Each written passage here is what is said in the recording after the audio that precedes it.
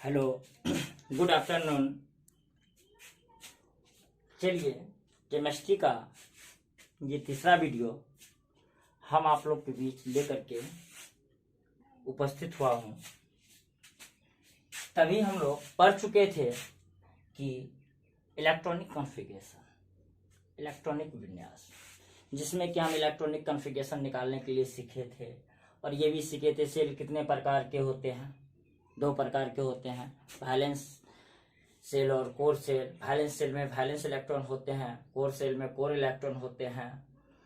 भले हमको totally depend, हमको जितना भी केमिस्ट्री में हम यूज करेंगे सारी जगह हमको वैलेंस इलेक्ट्रॉन का जरूरत होगा, क्योंकि वैलेंस इलेक्ट्रॉन से ही, आउटर सेल से ही उसके स्टेबिलिटी के बारे में हमें पता चलता है।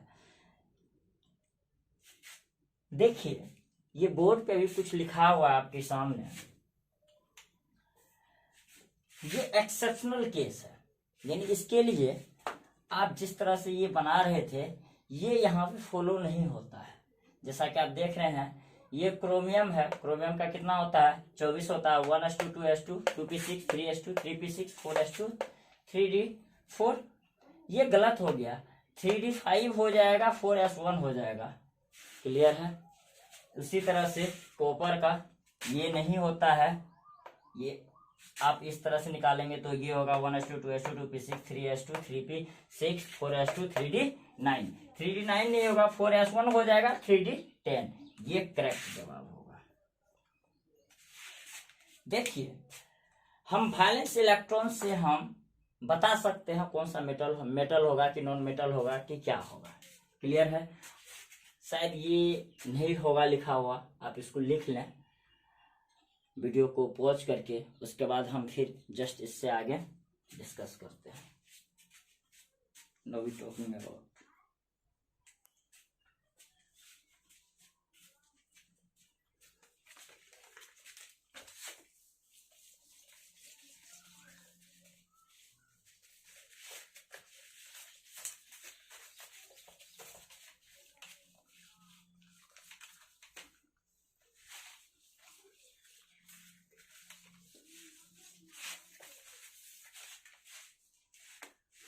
देखिए, हम लोग अब थोड़ा सा पढ़ते हैं सब सेल। सब सेल कौन सा था? SPDF। इसको कह देंगे एस ब्लॉक। इसको कह दे, आगे चल के हम इंटर में पढ़े होंगे आप लोग कि एस में कितना रहता है। जो इंटर के होंगे उसको पता होगा, एस में 1 ब्लॉक होता है। एस में 1 ब्लॉक होता है, पी में 3 ब्लॉक होता है, डी में 5 ब्लॉक होता है, एफ में 7 ब्लॉक होता है। 1 2 3 4 5 6 7। ठीक है, बताइए इसमें कितना मैक्सिमम इलेक्ट्रॉन? 1 बक्सा है तो 2, 3 बक्सा है तो 3 दूना 6, कितना बक्सा? 5 तो 10, 7 है, कितना होगा? 14 इलेक्ट्रॉन। ये मैक्सिमम इतना इलेक्ट्रॉन रह सकता है। इसी इलेक्ट्रॉन को कैसे भरा जाता है, इसके लिए बहुत सारे रूल्स हैं। देखिए, कहा गया है, हम लोग स्टेबिलिटी के बारे में थोड़ा सा बात करेंगे। Stability of electronic configuration. Stability कहने का मतलब है, ये आपको याद रख लीजिएगा। इस तरह से एस में कितना होता है? सीधा बात है, जब एक बक्सा में 2 इलेक्ट्रॉन, तो एफ में 14 इलेक्ट्रॉन तो आप जानते हैं। एफ ब्लॉक में कितना इलेक्ट्रॉन रहेगा? 14 इलेक्ट्रॉन। जब 14 इलेक्ट्रॉन होगा तो क्या होगा? 7 तो बक्सा होगा, 7 दूनी 14, 5 दूनी 10, 3 दूना 6, 2 एका 2, यानी एस 1 ब्लॉक है। चलिए इसको हम मिटाते हैं, थोड़ा सा स्टेबिलिटी का बात करते हैं।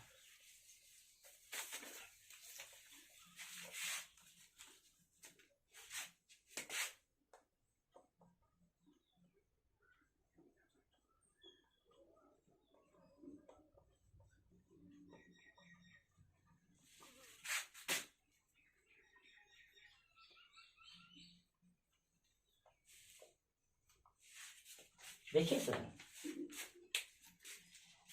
जैसे आप ले लीजिए कार्बन। कार्बन का कितना होता है? 6 होता है। क्या होगा? 1s2 2s2 2p2। चलिए इसके बाद नाइट्रोजन ले लीजिए। नाइट्रोजन का कितना होता है 7। नियन ले लीजिए, कितना होता है 10। इसका क्या हो जाएगा 1s2 2s2 2p3। इसका क्या होगा 1s2 2s2 2p6। आप खुद बताइए सर कौन ज्यादा स्टेबल होगा, कौन ज्यादा स्टेबल होगा? आप खुद इसमें थोड़ा सा जज कीजिए।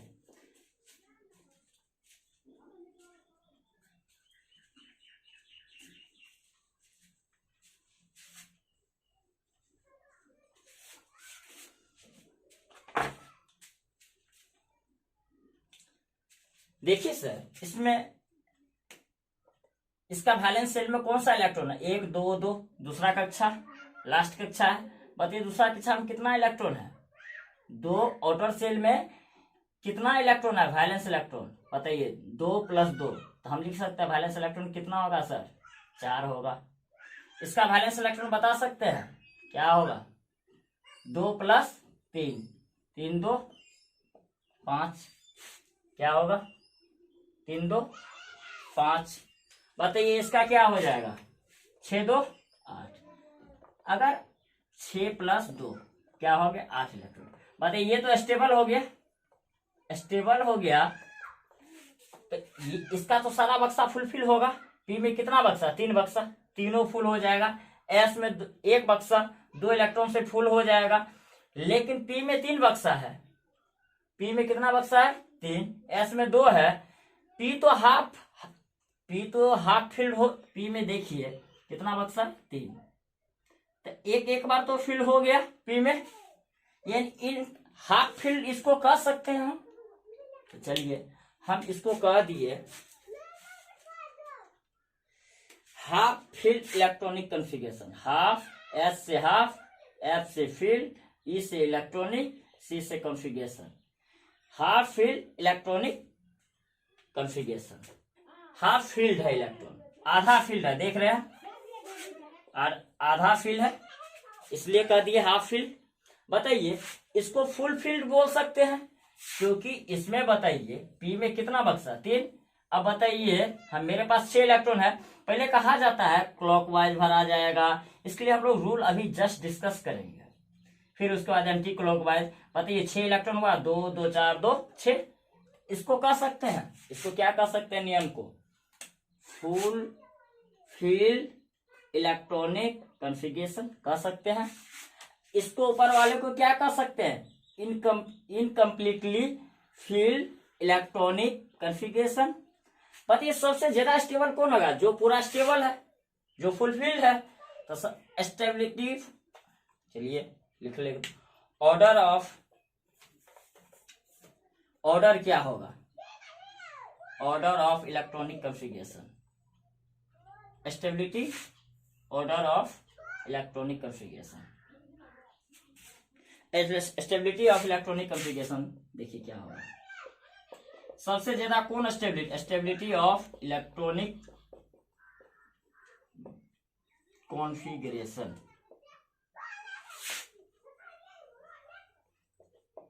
देखिए सर सबसे इनकम्प्लीटली फील्ड इलेक्ट्रॉनिक कॉन्फ़िगरेशन जो है सबसे कम स्टेबल होगा या नहीं, क्योंकि बताइए इसके पास कितना इलेक्ट्रॉन है 2, पी के पास कितना बक्सा 3, इसमें इसके पास 2 ही इलेक्ट्रॉन है। बताइए हाफ भी नहीं हुआ आधा भी नहीं हुआ, ये तो कम स्टेबल तो होगा ही। इसको तो एटलीस्ट अगर इतना होता तो हाफ फील्ड तो कह सकते थे, इसको ना हाफ कह सकते हैं ना कंप्लीटली कह सकते, इसको क्या कह सकते इनकम्प्लीटली। बताइए सबसे कम स्टेबल कौन होगा यही होगा। उसके बाद इससे ज्यादा कौन स्टेबल होगा हाफ फील्ड होगा। और सबसे ज्यादा स्टेबल कौन होगा जो फुल फील्ड है। तो हम लिख सकते हैं इसका ऑर्डर लिख सकते हैं इनकम्प्लीटली फील्ड इलेक्ट्रॉनिक कॉन्फ़िगरेशन कम होगा स्टेबिलिटी किससे हाफ फील्ड इलेक्ट्रॉनिक कॉन्फ़िगरेशन सबसे ज्यादा किसका होगा, फुलफिल्ड इलेक्ट्रॉनिक कॉन्फ़िगरेशन। ये ऑर्डर तो आप समझ सकते हैं, कितना बार एग्जाम में इस टाइप पे, इस बेस पे भी पूछ लेता है, दो एलिमेंट का नाम दे देता है और पूछ लेता है बताइए सर दोनों में कौन सबसे ज्यादा स्टेबल है। इस तरह से आप कोई भी दो एलिमेंट का दे रहा है तो आप इसका इलेक्ट्रॉनिक कॉन्फ़िगरेशन निकाल करके और उसका इस तरह से आप चेक कर सकते हैं। आउटर सेल में जो है सब सेल है उसमें इलेक्ट्रॉन कितना है और वो स्टेबल कैसे हम कहेंगे। अगर इनकम्प्लीटली है तो कम स्टेबल होगा, हाफ फील्ड है तो उससे ज्यादा होगा, हाफ फील्ड से भी ज्यादा है इसका मतलब है कंप्लीटली फील्ड है, उसका ऑर्बिट यानी सब सेल जो है कंप्लीटली फील्ड है, इसलिए उसको क्या कहेंगे, फुलफिल्ड इलेक्ट्रॉनिक कॉन्फ़िगरेशन। चलिए यहां तक आप लोग नोट कीजिए। तो हम कह सकते हैं इसमें सबसे ज्यादा स्टेबल नियन, उसके बाद नियन के बाद नाइट्रोजन, नाइट्रोजन के बाद कार्बन। क्लियर है।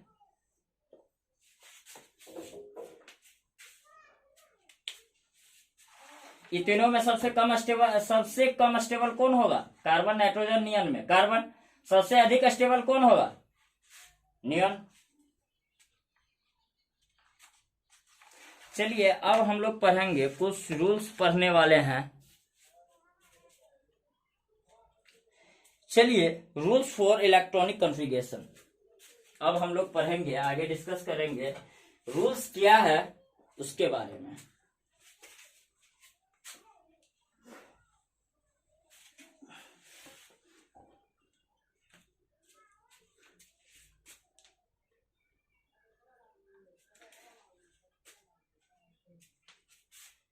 चलिए इसको मिटाते हैं।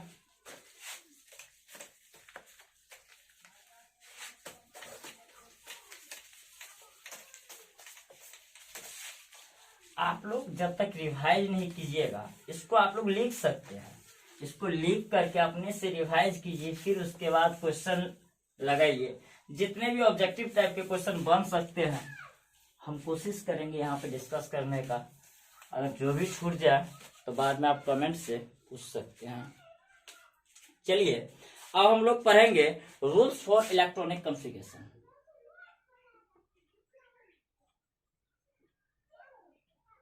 अभी जो हम बता रहे थे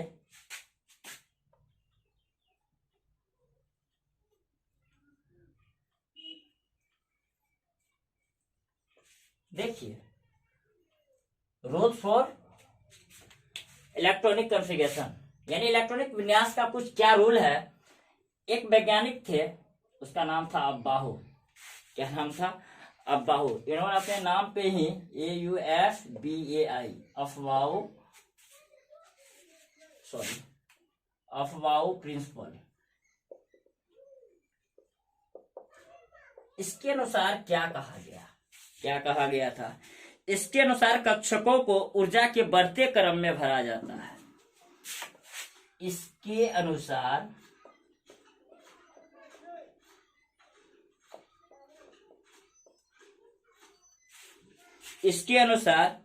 कक्षकों को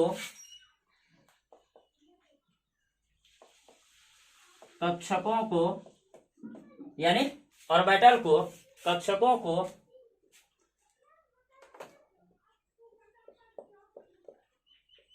ऊर्जा के बढ़ते क्रम में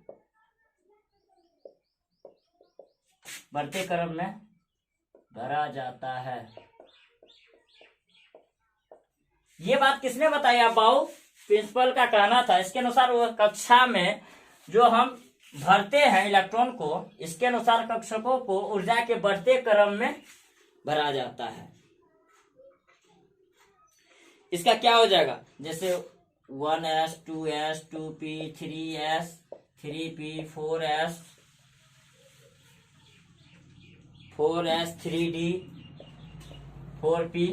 अब बताइए इसमें कितना मैक्सिमम दो electron, 6 electron maximum 2 maximum 6, s में कितना 2, d में कितना 10, p में कितना 6।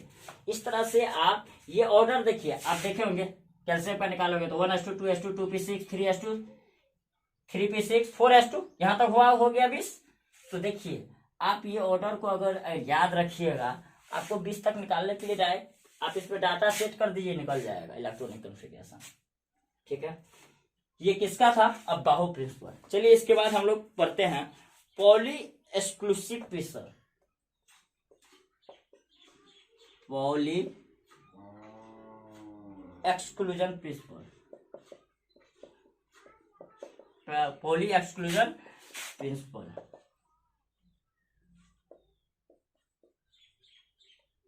देखिए इनका क्या कहना था, इनका क्या था, इसके अनुसार कक्षकों में अधिकतम 2 इलेक्ट्रॉन जिनका परिचक्रण एक दूसरे के विपरीत होता है। इसके अनुसार जो होगा सर, आप लोग लिख सकते हैं, इसके अनुसार पॉली एक्सक्लूजन प्रिंसिपल के अनुसार होता है, आप लिख लीजिए, ज्यादा लिखने में बोर्ड पे बन नहीं पाएगा, इसलिए इसके अनुसार एक कक्षा में, इसके अनुसार लिख देते हैं, इसके अनुसार एक कक्षा में एक कक्षक में एक कक्षक मतलब एक बक्सा,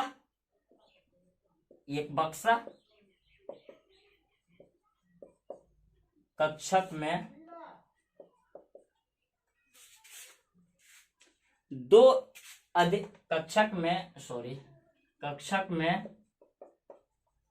अधिकतम 2 इलेक्ट्रॉन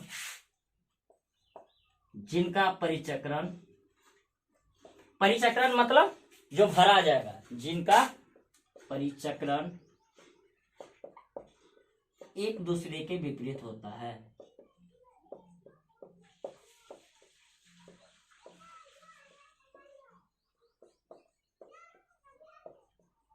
क्लियर है? ये बात किसने बताए थे? पॉली एक्सक्लूजन प्रिंसिपल के द्वारा बताया गया था। देखिए इसके अनुसार एक कक्षा में अधिकतम कितना इलेक्ट्रॉन होगा? एक कक्षक में यानी एक बक्सा में कितना इलेक्ट्रॉन होगा? मैक्सिमम 2 इलेक्ट्रॉन होगा, जिनका परिचक्रण जो होगा एक दूसरे के विपरीत होगा। यानी कहने का मतलब एक क्लॉकवाइज डायरेक्शन में होगा तो दूसरा इलेक्ट्रॉन एंटी क्लॉकवाइज डायरेक्शन में। क्लियर है?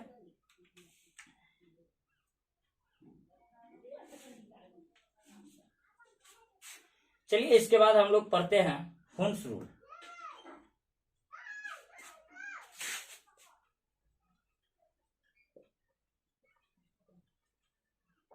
हुन्स रूल क्या है इसके बारे में थोड़ा सा, इसके अनुसार पहले कक्षकों में इलेक्ट्रॉन को अकेले भरा जाता है, उसके बाद जोड़े बनाए जाते हैं। देखिए हुन्स साहब का कहना था कि पहले जो आपको बक्सा में भरना है सर, एक एक इलेक्ट्रॉन को भरना है, अकेले भरना है, साथ ही पेयर करते नहीं जाना है। पहले एक एक इलेक्ट्रॉन को भरना है और उसके बाद जोड़ा बनाना है। क्लियर है? इसके बाद क्या करना है? जोड़ा बनाना है। ये बात किसने बताई थी? हुन्स साहब ने बताया था कि सर आप जो इलेक्ट्रॉन को जो भरते हैं, जैसे मान लीजिए ये पी, ये कौन सा है? सबसेल है पी। इसमें जो मान लीजिए 5 इलेक्ट्रॉन को भरना है, तो आप इस तरह से नहीं भरिए, इस तरह से नहीं भरिए, यानी एक साथ पेयर नहीं कीजिए, ये गलत है। ये बात किसने बताई? हुन्स साहब ने। हुन्स रूल से हमें पता चला। बताइए, पी है, पहले कहा गया अगर आपको इलेक्ट्रॉन को भरना है किसी भी ऑर्बिटल सब सेल में, तो पहले सिंगल इलेक्ट्रॉन को आप भरिए सब में, उसके बाद जोड़ा बनाना स्टार्ट कीजिए। ये बात किसने कहा था? किस रूल से पता चला हमें? हुन्स रूल से पता चला। ये हुन्स रूल जो है ये किसके लिए, किसका रूल है? इलेक्ट्रॉनिक कॉन्फ़िगरेशन का ये रूल्स है। क्लियर है? नोट डाउन कर लीजिए। जैसे मान लीजिए 3 इलेक्ट्रॉन को भरना है, कितना इलेक्ट्रॉन को भरना है? 3 इलेक्ट्रॉन को 3 इलेक्ट्रॉन को फिल करना है। कितना इलेक्ट्रॉन को? 3 इलेक्ट्रॉन को। बताइए, ऐसे नहीं फिल करना है, 2 भर दीजिए एक यहाँ पे, ये गलत है। सही क्या होगा? सब में एक एक भर दीजिए, तो 1 2 3, ये राइट। ये बात क्या किसने बताया? किससे पता चला था हमको? होल्स रूल से। क्लियर है यहां तक? चलिए नोट डाउन कर लीजिए।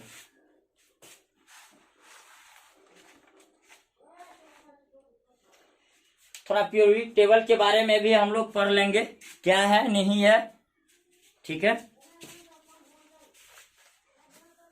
हम लोग 3 रूल पढ़ चुके हैं इलेक्ट्रॉनिक कॉन्फ़िगरेशन में।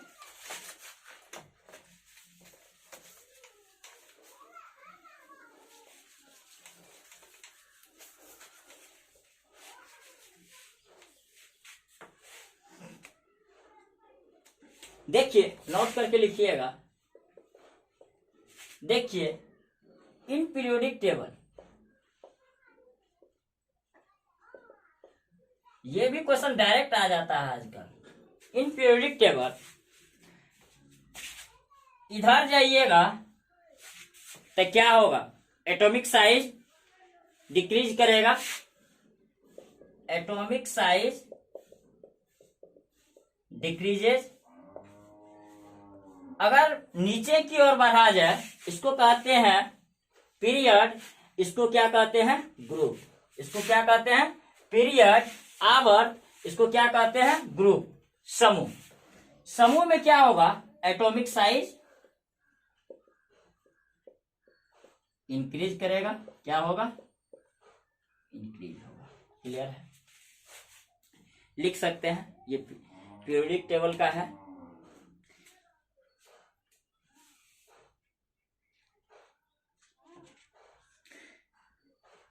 चलिए, इसके बाद हम लोग पढ़ते हैं आयनाइजेशन एनर्जी पढ़ेंगे इसके बाद।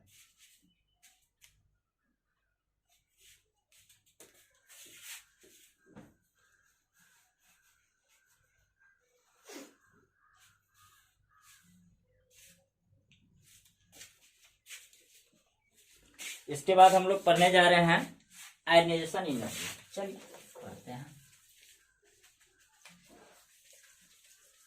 आयनाइजेशन एनर्जी होता क्या है? इसको कहते हैं आयनन ऊर्जा।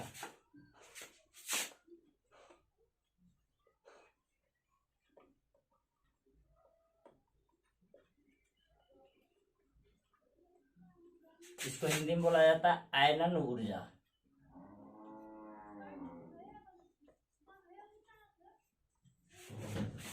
क्लियर है?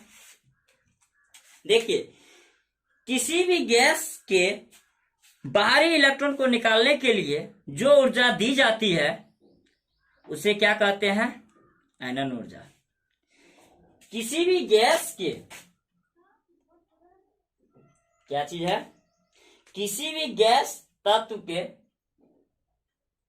किसी भी गैस तत्व के बाहरी इलेक्ट्रॉन को, किसी भी गैस तत्व के बाहरी इलेक्ट्रॉन को निकालने के लिए जो ऊर्जा, यानी हम जो ऊर्जा उसको प्रोवाइड करते हैं उसके वैलेंस शेल के इलेक्ट्रॉन को निकालने के लिए, उसी को हम क्या कहते हैं? Ionisation energy. निकालने के लिए जो ऊर्जा दी जाती है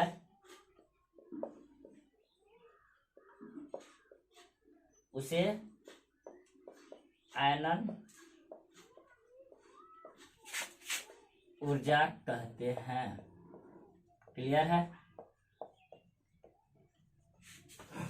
देखिए, जैसे मान लीजिए सोडियम क्या है? सॉलिड में है। जब इसका 2 8 1 इलेक्ट्रॉनिक कॉन्फ़िगरेशन किए हुए हैं, क्या होता है? 1s2 2s2 2p6 3s1।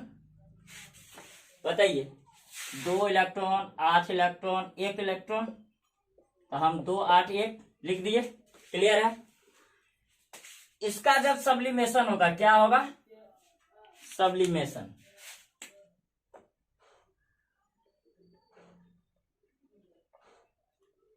क्या होगा? सब्लिमेशन एनर्जी, इसको कहा जाता है ऊर्ध्वपातन ऊर्जा। क्या कहा जाता है? ऊर्ध्वपातन ऊर्जा। तो ये किसमें, सॉलिड किसमें बन जाएगा सर? सॉलिड गैस में बन जाएगा। जब ऊर्ध्वपातन करेंगे तो क्या होगा?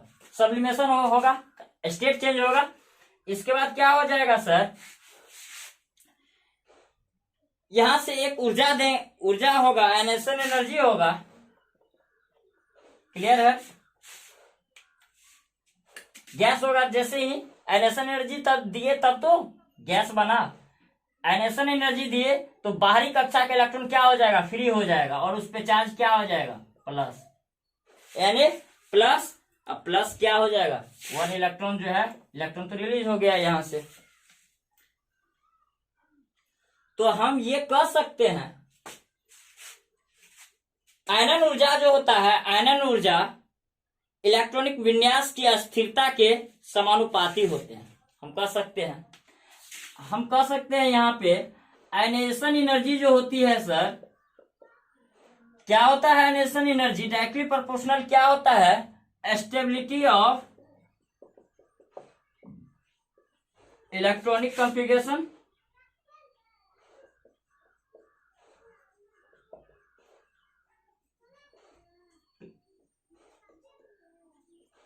देखिए, स्टेबिलिटी, जिसका इलेक्ट्रॉनिक कॉन्फ़िगरेशन जितना स्टेबल होगा, जितना ज्यादा स्टेबल होगा, उसमें और आयनेशन एनर्जी की क्या होगा? जरूरत होगा, बढ़ेगा।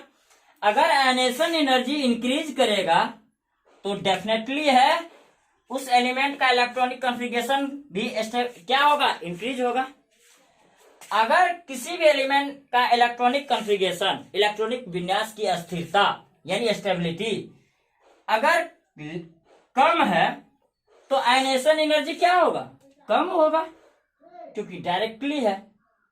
चलिए, तो हम लिख सकते हैं, तब तो हम बता सकते हैं स्टेबिलिटी इंक्रीजेज, तो हम लिख सकते हैं यहां पे stability is directly proportional to ionisation energy. क्या कोई अंतर है?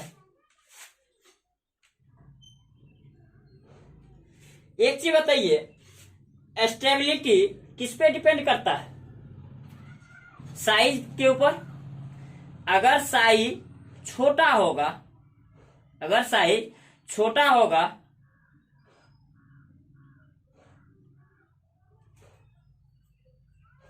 चलिए इसको नोट डाउन कर लीजिए तब तक।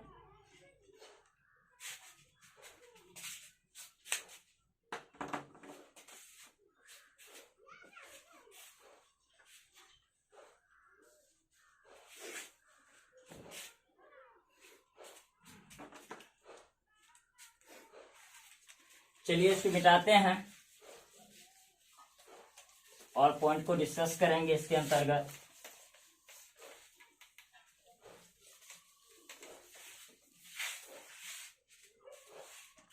देखिए, आयनेशन एनर्जी डायरेक्टली प्रोपोर्शनल हुआ स्टेबिलिटी का, और स्टेबिलिटी जो होता है इनवर्सली प्रोपोर्शनल किसका होता है? एटॉमिक साइज का। अगर एटॉमिक साइज इंक्रीज करेगा तो स्टेबिलिटी क्या होगा? डिक्रीज करेगा। स्टेबिलिटी, चलिए यहां पे लिख देते हैं फिर से। स्टेबिलिटी जो होता है सर इनवर्सली प्रोपोर्शनल किसका होता है? एटॉमिक साइज का। यानी परमाणु त्रिज्या अगर इंक्रीज करेगा। अब एक चीज बताइए, अगर कोई बच्चा घर पे है माँ बाप के पास, तो वो ज्यादा कंट्रोल में होगा, दूर जाएगा, क्या वो कंट्रोल में होगा? उस पर क्या माँ बाप का ज्यादा पावर उस पर दिख पाएगा? माँ बाप का ज्यादा असर उस पर दिखेगा? उस बच्चा पे नहीं दिखेगा। उसको तोड़ करके कोई उसको कुछ भी बोल करके हम कुछ भी करवा सकते हैं। तो उसी तरह से देखिए, अगर साइज दूरी बढ़ेगा घर से, इसका मतलब आप लोग तो समझ ही रहे हैं क्या बोलना चाह रहे हैं। यानी स्टेबिलिटी जो होता है इनवर्सली प्रोपोर्शनल किसका होता है, एटॉमिक साइज का। अगर एटॉमिक साइज डिक्रीज करेगा, जितना, अब बताइए, कोई भी एटम का साइज जितना छोटा रहेगा उसका आउटर सेल का इलेक्ट्रॉन उतना अच्छे से बंधा रहेगा, उसको निकालने में हमको और उतना ज्यादा एनर्जी देना होगा। यानी एटॉमिक साइज डिक्रीज है तो स्टेबिलिटी इंक्रीज है। अगर एटॉमिक साइज इंक्रीज करेगा तो स्टेबिलिटी क्या होगा, डिक्रीज होगा। तो हम कह सकते हैं आयनेशन एनर्जी, तो हम नहीं बोल सकते इसको ionisation energy is inversely proportional to atomic size. क्या ये दोनों बात नहीं लिख सकते हैं, बताइए। स्टेबिलिटी डायरेक्टली किसका प्रोपोर्शनल होता है, आयनेशन एनर्जी का। तो हम आयनेशन एनर्जी को डायरेक्टली कर सकते हैं ऊपर से।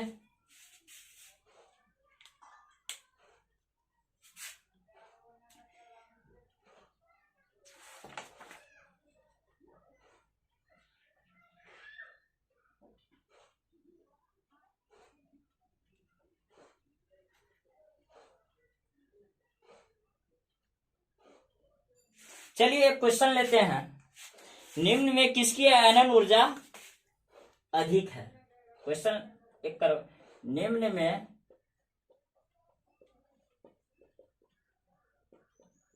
किसकी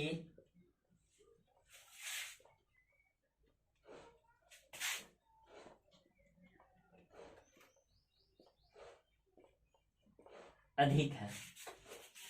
चलिए इसके अंदर लेते हैं हम लोग, एक लेते हैं सिलिकॉन, दूसरा है ऑप्शन फास्फोरस,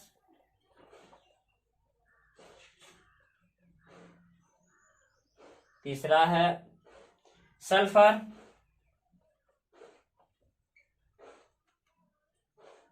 उसके बाद है क्लोरीन।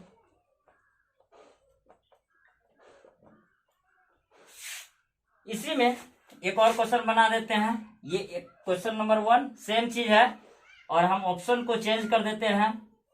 ऑप्शन ले लेते हैं हीलियम, दूसरा ले लेते हैं नियन, आर्गन, क्रिप्टन।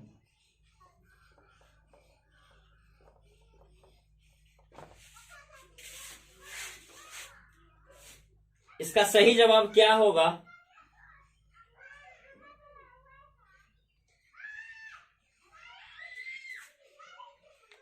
आप लोग बनाइएगा, कोशिश कीजिएगा। देखिए आयनेशन एनर्जी का बात कर रहा है। आयनेशन एनर्जी का मतलब क्या हुआ, एटॉमिक साइज इंक्रीज करता है कहाँ, ऊपर से नीचे जाने पे। और ये ग्रुप है, आप देख रहे हैं ये ग्रुप है। जब आप लोग पीरियोडिक टेबल पढ़िएगा, जब आप पीरियोडिक टेबल में देखिएगा, ये ग्रुप उठा करके डाल दिया गया है। अगर आपको ग्रुप पता होगा, जो सबसे ग्रुप में ऊपर होगा उसका आयनेशन एनर्जी क्या होगा, ज्यादा होगा। जो सबसे नीचे होगा उसका आयनेशन एनर्जी क्या होगा, कम होगा। इसलिए कम होगा क्योंकि उसका एटॉमिक साइज जो है ग्रुप में ऊपर से नीचे की ओर जाने पे एटॉमिक साइज उसका इंक्रीज करेगा। जब एटॉमिक साइज इंक्रीज करेगा तो स्टेबिलिटी क्या होगा, डिक्रीज होगा। जब स्टेबिलिटी डिक्रीज होगा तो आयनेशन एनर्जी क्या होगा, डिक्रीज होगा। आवर्त में क्या होता है, जब एटॉमिक साइज डिक्रीज करेगा तो स्टेबिलिटी इंक्रीज।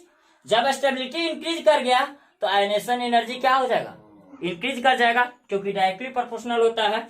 देखिए इसका जवाब हो जाएगा ये फास्फोरस।